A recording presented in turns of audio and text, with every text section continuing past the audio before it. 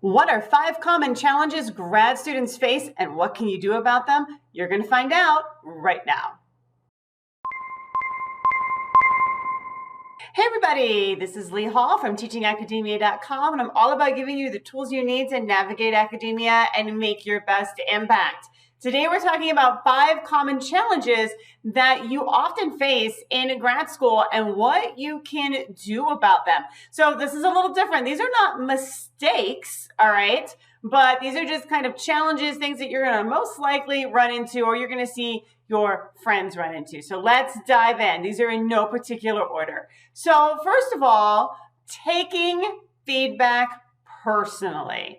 All right, now, what do I mean by that? So when you are writing a paper or even maybe when you are presenting an idea in class for discussion, you've often put a lot of thought and time and effort into it. So when we put a lot of thought, effort, time, heart, and soul into our work, and it sort of falls short, or we get feedback about, hey, this could be better, or I don't understand what you said here, right? This isn't clear, or whatever kind of feedback you get, it's really easy to internalize that and think, oh, they're talking about me, and that in some way I'm a bad writer, or I'm a bad speaker, or I'm a bad communicator, and that is not the case, okay? So when we give you feedback, it's intended to help you improve, and it's about the work. It's not about the person that created the work. And if you think about it, if you think about what your end goal is, right, for being in grad school and the kind of career that you want, then you do want that feedback because it's going to make your work better and help get you there. So if you need to, for a second, sort of internalize and grumble a little bit, that's fine. I mean, I do that. But try to let that go pretty quickly. Take that feedback for what it is intended to do, make your work better, and use it for that purpose. All right, so number 2, feeling inferior. All right, this is, right, very common, right? Everyone does this. Everyone feels, right, that imposter syndrome. And it's really common for that to sort of come and go throughout grad school and into your career, okay? So I had it as a grad student. I had it as a brand new assistant professor. I had it when I switched jobs to an endowed chair position where I felt like, how did I possibly get this position? They must have made a mistake. They're going to come and take it away from me at any moment, okay?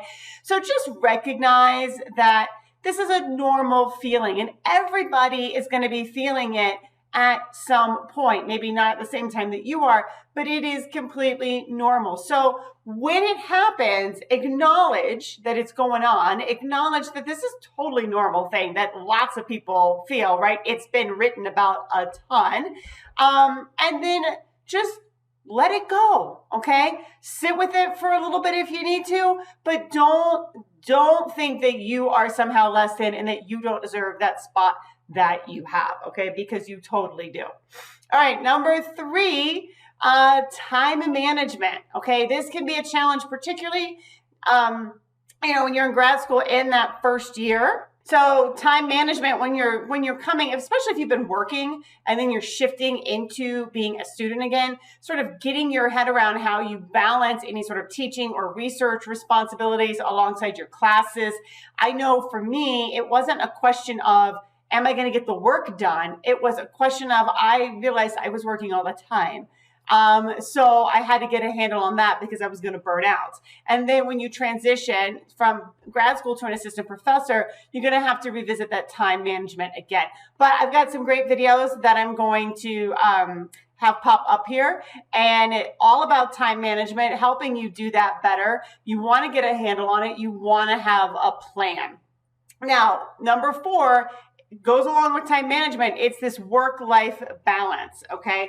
So like I said before, when I was in grad school my first year, at some point I looked up and I'm like, oh my God, I'm like working all the time. I'm either working on my research assistantship or I am reading for class or writing a paper, right? I'm doing something work school related all the time. And it was because I didn't bound it appropriately and I didn't have a schedule and I didn't have a plan.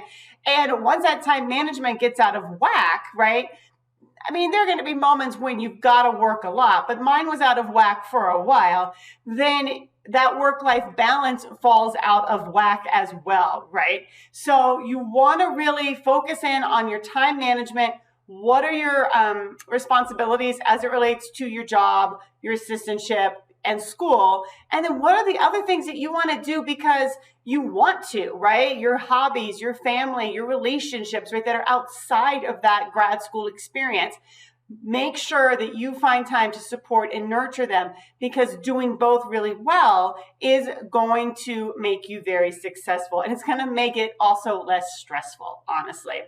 And then number 5, isolation. Okay, so if you are moving right across country to start a new program, you might find that you don't know, you're going to find you don't know a lot of people at first.